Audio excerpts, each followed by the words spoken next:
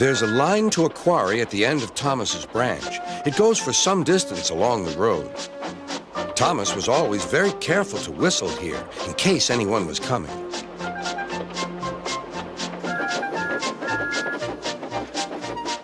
Early one morning, a large policeman was sitting close to the line.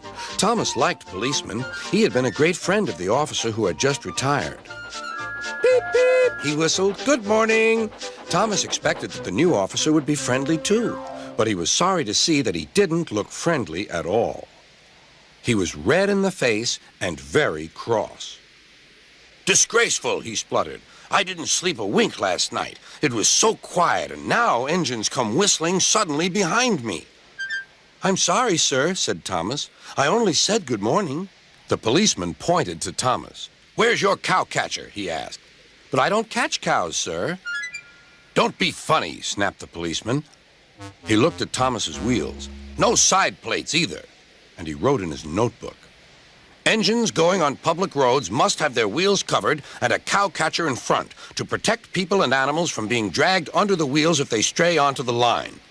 You haven't, so you are dangerous. Rubbish, said Thomas's driver. We've been along here hundreds of times and never had an accident. That makes it worse, the policeman answered. He wrote regular lawbreaker in his book. Thomas puffed sadly away.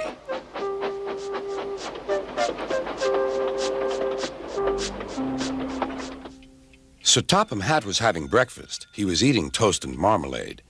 The butler came in. Excuse me, sir. You're wanted on the telephone. Bother that telephone, said Sir Topham Hatt. I'm sorry, my dear, he said to his wife. Thomas is in trouble with the police, and I must go at once. At the station, Thomas's driver told Sir Topham Hatt what had happened. Dangerous to the public, indeed. We'll see about that. Sir Topham Hatt spoke to the policeman. But however much he argued with him, it was no good. The law is the law, he said, and we can't change it. Sir Topham Hatt felt exhausted. I'm sorry, driver, he said.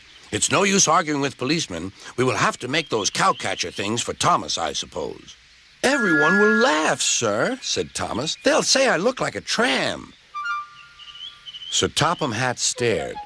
Then he laughed. Well done, Thomas. Why didn't I think of it before? We need a tram engine. When I was on my holiday, I met a nice little engine called Toby. He takes freight cars from the farms, but the trucks are taking over most of his work and he needs a change. He has cowcatchers and side plates. I'll write to his superintendent at once.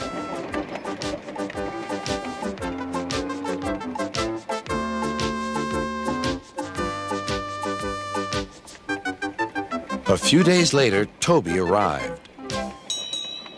That's a good engine, said Sir Topham Hatt. I see you've brought your coach, Henrietta. You don't mind, do you, sir? Asked Toby. The station master wanted to use her as a hen house, and that would never do.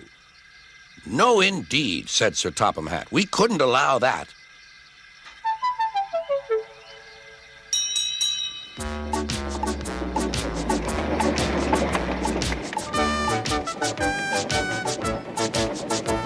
Toby made the silly cars behave even better than Thomas did.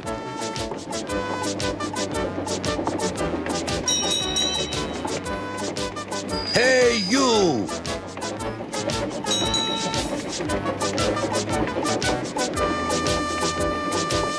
At first, Thomas was jealous, but he was so pleased when Toby rang his bell and frightened the policeman. They've been firm friends ever since.